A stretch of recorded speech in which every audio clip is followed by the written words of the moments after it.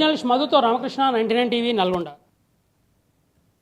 Single package వల్ల స్థానిక కాంట్రాక్టర్లు నష్టపోతున్నారని జగిత్యాల ఇందిరాభవన్లో విలేకరులతో మాట్లాడిన మాజీ మంత్రి జీవన్ రెడ్డి అగ్రిమెంట్ లేకుండానే 10 వార్డుల్లో పనులు ప్రారంభించారు. టెండర్ వర్క్ ఆర్డర్ లేకుండా పనులు చేయడం ఏంటని జీవన్ రెడ్డి ప్రశ్నించారు.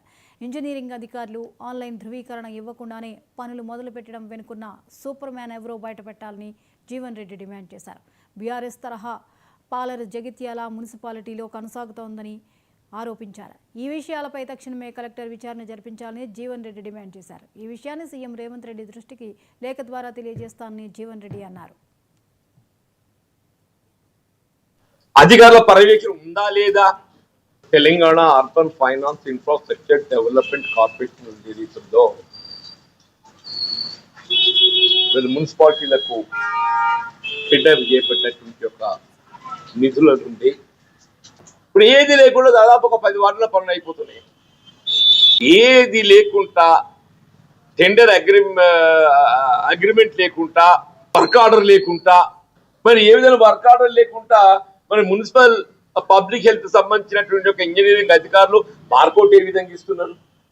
అసలు మార్కౌట్ ఇస్తుందా ఇస్తలేదా? అధికారుల పర్యవేక్షణ ఉందా లేదా? మరి ఏది లేకుండా పనులు చేపడుతున్నారా?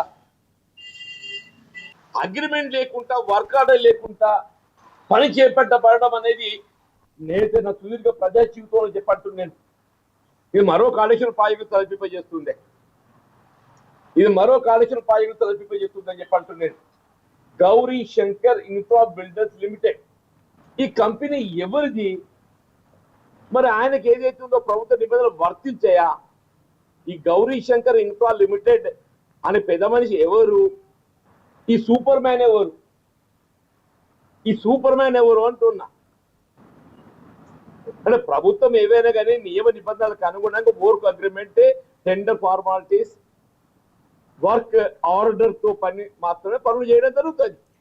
అవన్నీ ఏవి లేకుండా దాదాపు 10 వార్డుల పనులు, ఇవన్నీ మొత్తం డీటెయిల్ తెప్పించింది నేను. 10 వార్డుల పనులు దొరుకుతున్నాయని చెప్పి అంటున్నా.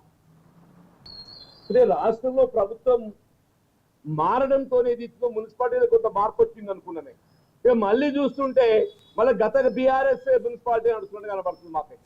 ఇప్పుడు మున్సిపాలిటీ ప్రత్యేక అధికారి జిల్లా కలెక్టర్ గారు, మున్సిపాలిటీ ప్రత్యేక అధికారి జిల్లా కలెక్టర్ గారు, జిల్లా కలెక్టర్ గారు అధీనంలో ఉన్నటువంటి మున్సిపాలిటీ కొంత పారదర్శకతతో ఏ విధమైన అవకతవకలకు అవకాశం లేకుండా నియమ నిబంధనలకు అనుగుణంగా పనులు చేపడతామని చెప్పి ఎవరైనా భావిస్తామని చెప్పి అంటున్నా. Telangana urban finance infrastructure development corporation